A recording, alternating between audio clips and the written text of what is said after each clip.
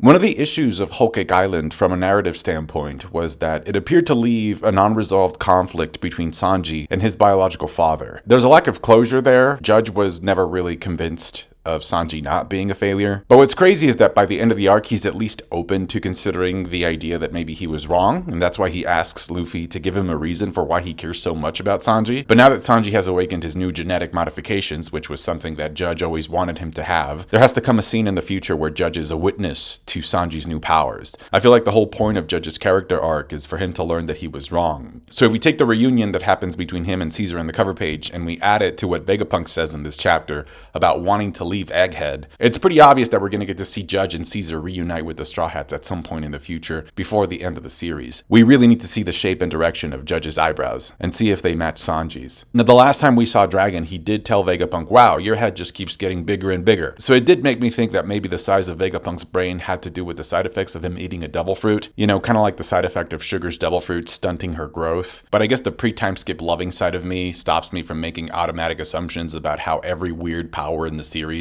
has to be connected to a devil fruit. So in Vegapunk's case, Oda reveals that it's 50-50, because he ate a devil fruit that allows him to store unlimited amounts of data and information, but he also happens to be a genius with a super high IQ that allows him to use the fruit's power to its full potential. Also, Vegapunk's desire to want to leave Egghead, along with his dream for the future about wanting to create a giant Wikipedia page that everybody can access and share, those two things combined have the power of triggering a world war in the world of One Piece, to the point where it makes it obvious as to why it is that CP0 wants to kill Vegapunk now. Now, one of the things you might have noticed after reading this chapter is that the tension, given the antagonists that we have in this arc, is pretty low. That's why I feel Oda added the Law versus Blackbeard fight on the side, which, by the way, what happened with that? The point here is that if we're being honest, Rob Lucci, Stussy, and Kaku don't really feel like threats anymore. I don't think anybody is questioning whether the Straw Hat crew as a whole could actually beat the three of them, which is why I feel like there has to be a catch to this. Wano was a victory, right? The Straw Hats won, and we got a moment of celebration. That's one of the main reasons for why the Wano arc is so controversial. Things worked out way too well in the Straw Hats' favor. So I feel like for the story to work and continue to build up pressure for the crescendo of the final war, we have to leave Egghead having lost something. Elbaf is supposed to be next, right? And we know that Elbaf is supposed to be the strongest country in the One Piece world. I don't think we're going there just so that Usopp can get closer to achieving his dream and for Robin to reunite with Saul. In addition to the final road poneglyph possibly being there, I feel like there has to be another reason as well. And I think that reason is that we're going to need warriors, because they could provide some backup for the Straw Hats if the government chases them on their way to Laugh Tale. Think about this. What would cause Kuma to suddenly awaken and rush out of revolutionary headquarters after everything he's endured, everything he's withstood, all the damage, all the torture and mistreatment that didn't wake him up, or at least it wasn't strong enough for him to just do what he's doing in this chapter? This is Kuma. He's the most composed and calm out of the Shichibukai. I think it was a comment on Reddit that said that maybe what triggered Kuma to rush out like that was that he detected or he felt that Bonney was in danger because she got attacked by the bugs. But I don't think that's true, because Bonney has been in danger before and Kuma didn't react that way. Pre-time skip, Blackbeard was about to do who knows what with her and Kuma didn't react at all. Also, in the beginning of this arc, Bonney was about to drown. So I feel like the reason behind Kuma reacting the way that he is has to be a lot darker. It goes back to what I was saying about how something has to happen in Egghead that will trigger the tide to shift against the protagonists and in favor of the world government. Ever since the ending of Wano, the Marines and government have been taking a bunch of L's. So if the Straw Hats don't take an L here, then it's just going to be like, oh, the Straw Hats went to Egghead, they learned something new about devil fruits in the ancient kingdom, they defeated CP0, and they walked out of there with Vegapunk, happily ever after. No! Now, I have a good idea of what the event could possibly be, but before I get into that, I have to talk about the new lore that's been revealed. So yeah, we definitely got some brand new information here that is being set up deliberately by Oda for him to perform a curveball. I think we're about to get a plot twist in this arc that could potentially make the remaining journey to Laugh Tale a lot darker and a lot more difficult. To the point where if it actually goes down the way that I think it might go down, that plot twist, Egghead, is actually going to make Wano, in retrospect, specifically the ending of Wano, a lot better. Because Wano was way too long and it had a happy ending. There was a moment of celebration after Wano.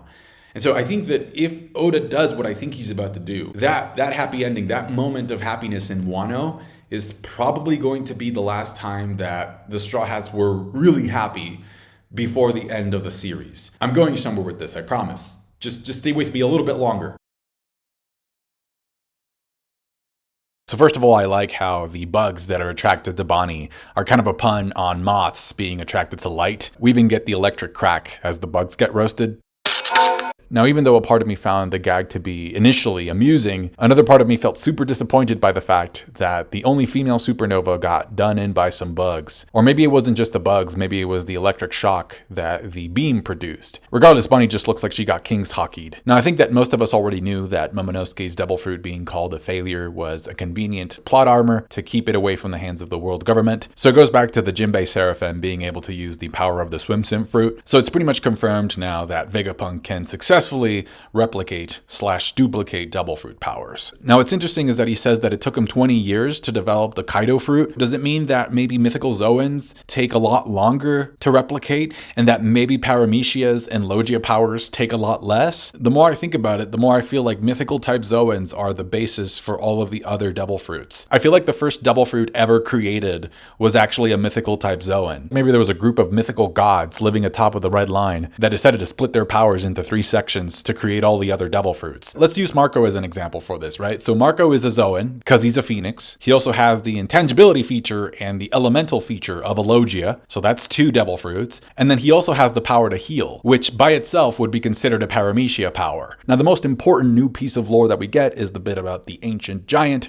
or the giant of the ancient kingdom, climbing up the red line to attack Mariejois for an unknown reason. Now, when I first read that, I was like, I don't think he was attacking anybody. I don't think he planned to harm anybody. I think he was just looking for Joy Boy's hat. Now, I think that we could pretty safely say that the reason for why the giant was up there has to do in some way, shape, or form with the fishman race. I'm pretty sure some of you have already noticed the similarities between the giant's design and Jack's design, specifically when it comes to the horns and the armored mouthpiece. So if we go back in time 200 years ago, which is when the giant went up to Mariejois, as mentioned by Robin, the event seems to coincide with a change in the policy of discrimination that the government had against fishmen. So it's essentially a reference to this statement from Hachi back in Fishman Island, where he says that prior to 200 years ago, fishmen and merfolk were only viewed as fish. But then something happened that changed that, and the government ended up offering Ryugu Kingdom membership into the government and a seat at the Reverie. It seems to me like the world government got scared over witnessing the momentary return of a giant warrior from the ancient kingdom. Now, a while back, I made a pretty good point in this video about how Joy Boy was possibly the one responsible for leaving the Tamatebaku box behind. I think he left it in Fishman Island so that the fishmen and merfolk could use the pills to defend themselves in case of an emergency. So maybe the same thing is true for the giant. Nika/Joy Boy was friends with the fishmen. He wanted them to be free because he was a freedom fighter, and he wanted fishmen to be able to live under the sun or wherever it is they wanted. But he wasn't able to fulfill his promise of freedom to the fishmen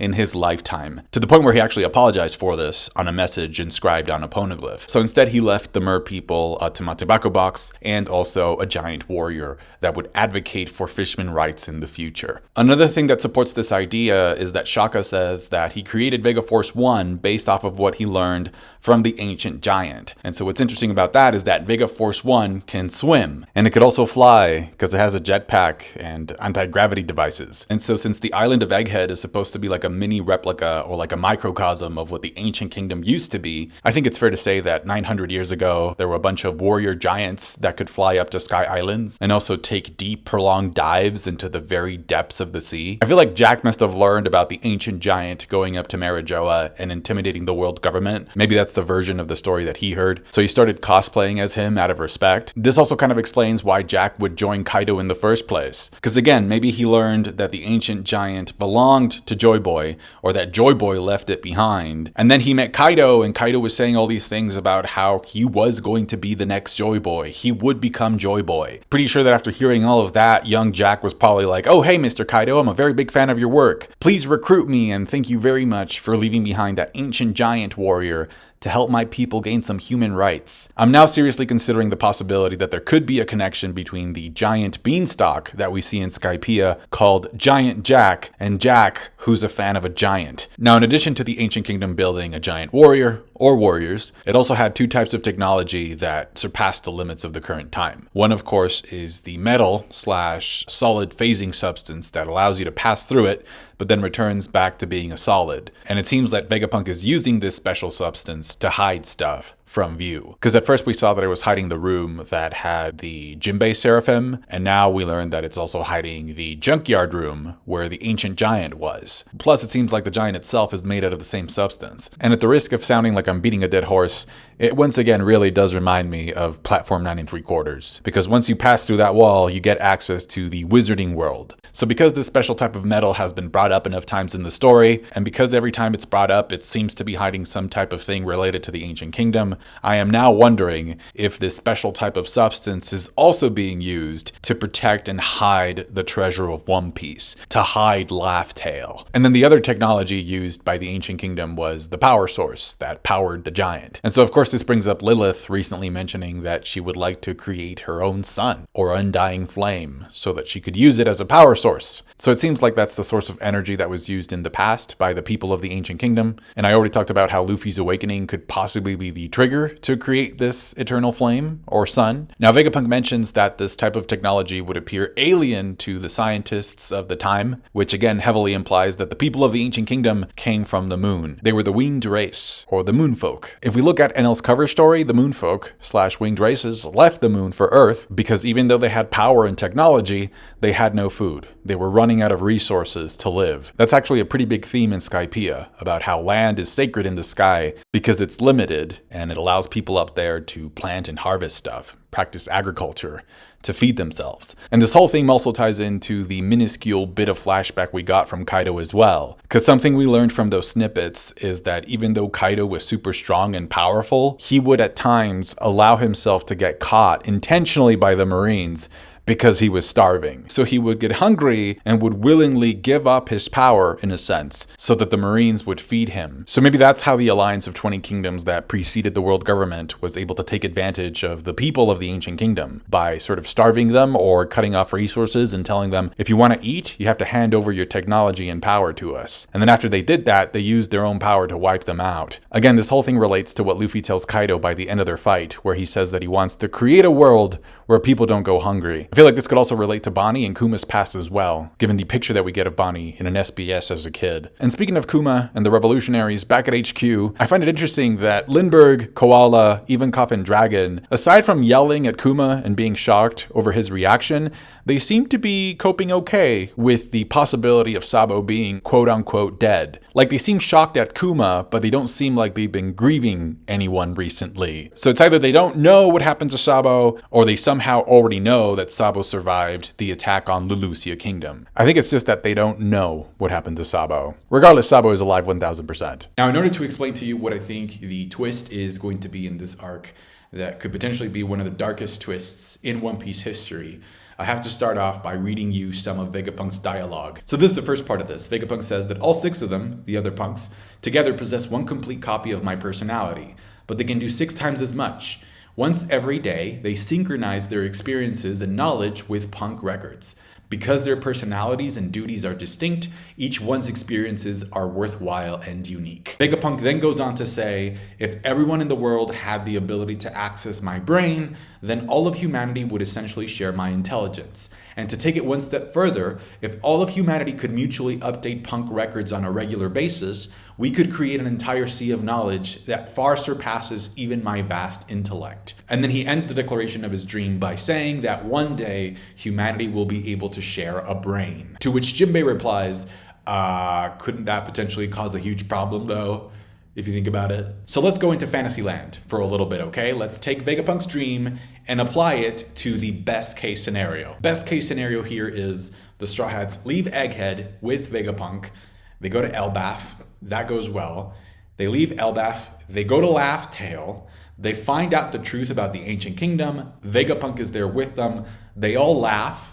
And then after they find out the truth, Vegapunk says, okay, now that I know what happened to the ancient kingdom, now that I know Joy Boy's story and what he left behind, I can update punk records to share this knowledge with the rest of the world. So Vegapunk clicks the update button on punk records, the information gets uploaded and then spreads to the other satellites. The satellites disperse that information to other parts of the world, including the revolutionaries. The information about Laugh Tale makes the world government look very, very bad. There's a bunch of rebellions, even more than the ones that are already happening. You know, people revolt, people protest, they go up against the world government. Luffy and his friends face against Emu. and the Marines.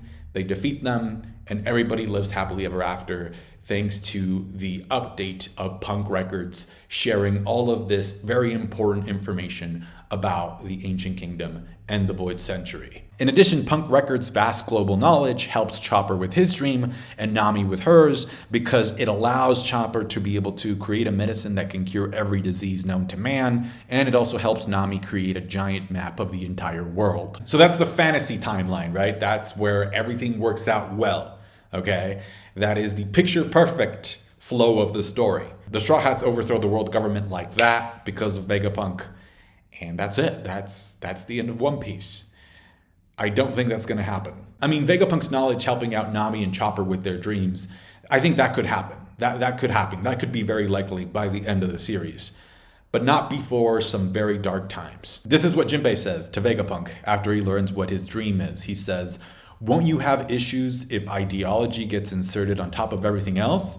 And then Vegapunk replies, "Well, Jinbei, first son of the sea, that's a very smart question to be asking, but science will never advance if you spend all your time worrying about it." So that concern from Jinbei is actually very legitimate. So I'm going to follow up Jinbei's point with a point of my own, and that is, where is Zoro right now? Do you remember why he's on the ship? Do you remember why he said that he was staying behind on the ship to guard it with Brook? Now, the reason I'm bringing this up in the first place is because Zoro has like this sixth sense, like this sort of instinct to know when something is up, right?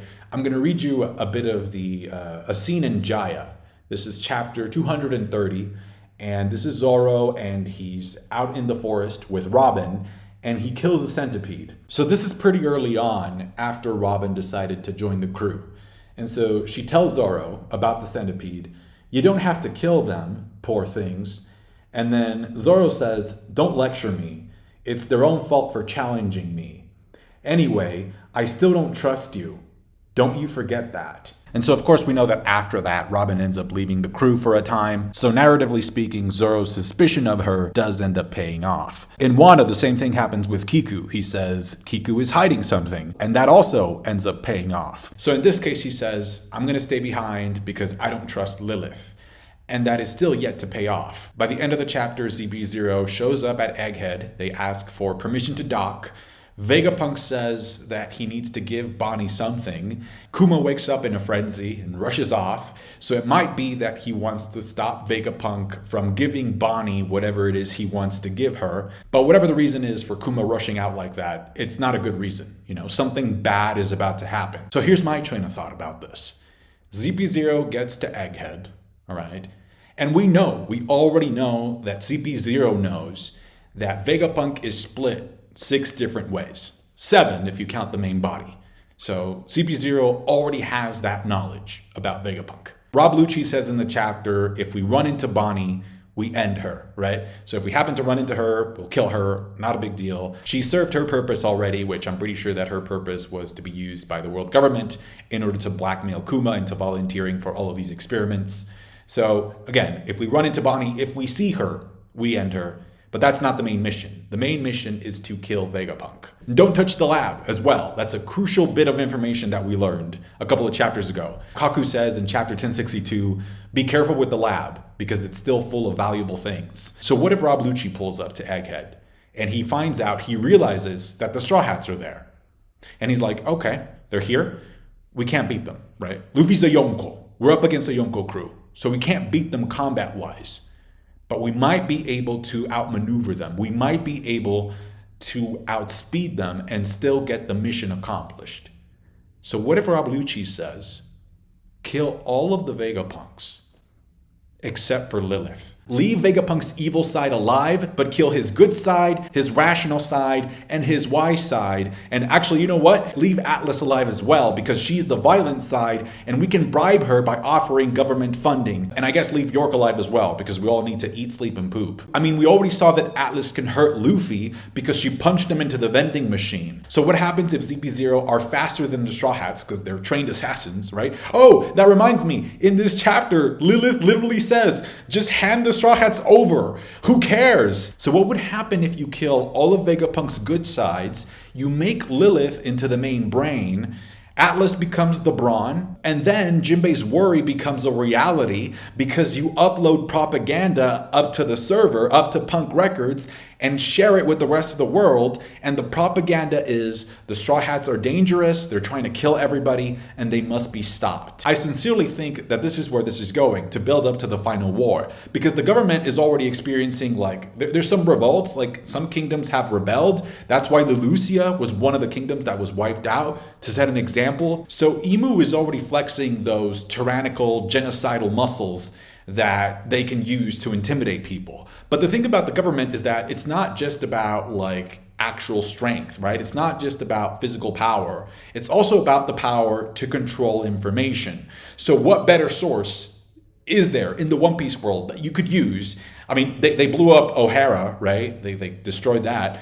But the next O'Hara, the O'Hara of the future, as Vegapunk describes it, is Egghead, right? It's Punk Records. So if the government gets access to that and just pumps it with propaganda and just spreads that out to people, you could have literally, again, the cause of a final war. Because if you have the entire globe reading this stuff about you and your crew, then Luffy's ability, his greatest power, as Mihawk calls it in Marineford, which is his ability to make allies and friends out of the people that he meets, will really be put to the test. I mean, he would still have the allies that he's made along the way, and especially like if you think back to Dressrosa, the narrator said at the end of Dressrosa that the Straw Hat Grand Fleet will be responsible for a great incident that will change the course of history. That hasn't happened yet. That has to pay off. I feel like this thing with Lilith and Punk Records is going to be what's going to trigger that. So you turn Lilith into the main brain, the main Vegapunk. She already has this vast amount of knowledge about double fruits. So maybe she knows how to counter Luffy's double fruit or something. Maybe she even knows how to extract that eternal sun thing that she's been asking for. And then you give Blackbeard a win over Law,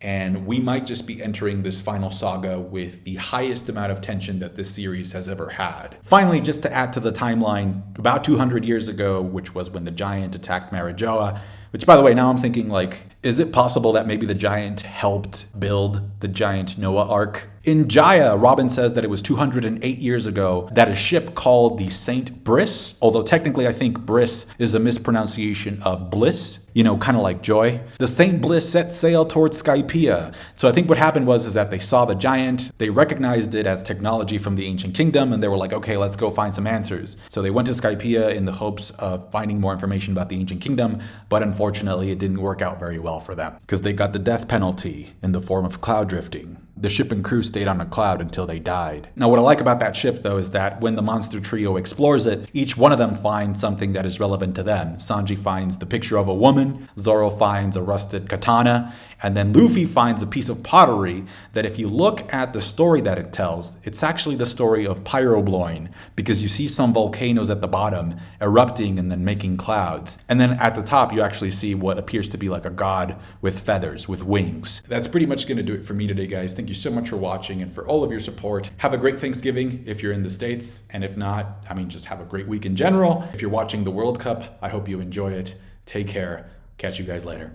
Bye.